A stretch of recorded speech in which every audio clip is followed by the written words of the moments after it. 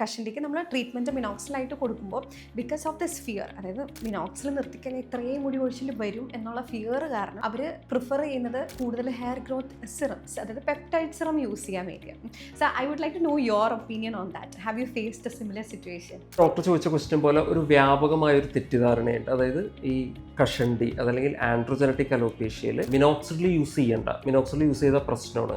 Hair serum use ചെയ്യാം, hair serum use ചെയ്താൽ ഒരു കുഴപ്പമില്ല, അത് നിർത്തിയാലും മുടി കൊഴിയൂല. മിനോക്സിഡിൽ യൂസ് ചെയ്തിട്ട് അത് നിർത്തി കഴിഞ്ഞാൽ ഭയങ്കര മുടി കൊഴിച്ചിലാണ്.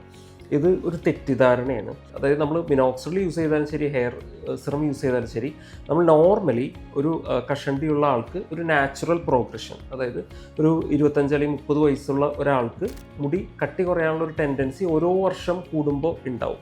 അത് പതുക്കെ പതുക്കെ പതുക്കെ അത് പ്രൊസീഡ് ചെയ്ത് പോവുകയും ചെയ്യുന്നുണ്ടാവുക. ഈ പ്രോഗ്രഷനെ സ്ലോ ഡൗൺ ചെയ്യുന്ന പ്രക്രിയയാണ് അത് മിനോക്സിഡിലായാലും ഹെയർ സിറായാലും ചെയ്യുന്നുണ്ടാവുക. കട്ടി കുറഞ്ഞ മുടികളെ കട്ടി കൂട്ടിയെടുക്കുന്ന ഒരു പ്രോസസ്സ് മിനോക്സിഡിലും ചെയ്യും, ഹെയർ സിറും ചെയ്യും. പക്ഷേ ആൻഡ്രോജനറ്റിക് അലോപേഷ്യയിൽ മിനോക്സിഡിൽ ഹെയർ സിറത്തേക്കാൾ കുറച്ചും കൂടി ബെറ്റർ റിസൾട്ട് തരും. ഇനി ക്വസ്റ്റ്യൻ ഇതാണ്, അതായത് മിനോക്സിഡിൽ നിർത്തിക്കഴിഞ്ഞാൽ മുടി മൊത്തം പോവും, ഹെയർ സിറം നിർത്തിക്കഴിഞ്ഞാൽ ഒരു കുഴപ്പമില്ല. അത് തെറ്റാണ്. മിനോക്സിഡിൽ നിർത്തിയാലും കുഴപ്പമാണ്, ഹെയർ സിറം നിർത്തിയാലും കുഴപ്പമാണ്. എന്ന് വെച്ചാൽ ആ മിനോക്സിഡിൽ തന്ന റിസൾട്ട് റിവേഴ്സ് ആവും മിനോക്സിഡിൽ നിർത്തിക്കഴിഞ്ഞാൽ. ഇനി ഹെയർ സിറം റെഗുലറായിട്ട് യൂസ് ചെയ്യുന്ന ഒരാൾ അത് നിർത്തിക്കഴിഞ്ഞാൽ അതിൻ്റെ റിസൾട്ടും റിവേഴ്സ് ആവും. രണ്ടാമത് നാച്ചുറലായിട്ടുള്ള ആ പ്രോഗ്രഷൻ വീണ്ടും റീസ്റ്റാർട്ട് ആവും. അപ്പോൾ അതൊരു മിനോക്സിഡിൽ മാത്രമായിട്ടുള്ളൊരു പ്രോബ്ലം അല്ല, രണ്ടിലും ഈ പ്രോബ്ലം കണ്ടുവരാറുണ്ട്. ഇതൊരു പ്രാക്ടിക്കൽ എക്സ്പീരിയൻസ് ആണ്. എല്ലാവർക്കും, എല്ലാ ഡോക്ടർമാർക്കും അത് ഫീൽ ചെയ്യും.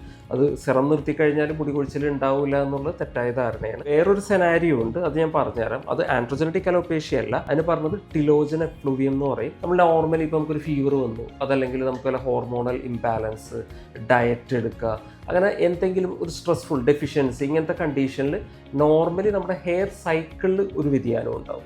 എന്ന് വെച്ചാൽ അത് ആൻഡ്രോജനറ്റിക് അലോപേഷ്യ അല്ലെങ്കിൽ കഷണ്ടിയായിട്ട് ബന്ധപ്പെട്ടതല്ല. നമ്മുടെ ഹെയർ സൈക്കിളിൽ വ്യതിയാനം കാരണം ഒരു കുറച്ച് മുടി ഒരു ഷോർട്ട് പീരീഡ് ഓഫ് ടൈമിൽ കൊഴിഞ്ഞുകൊണ്ടേയിരിക്കും.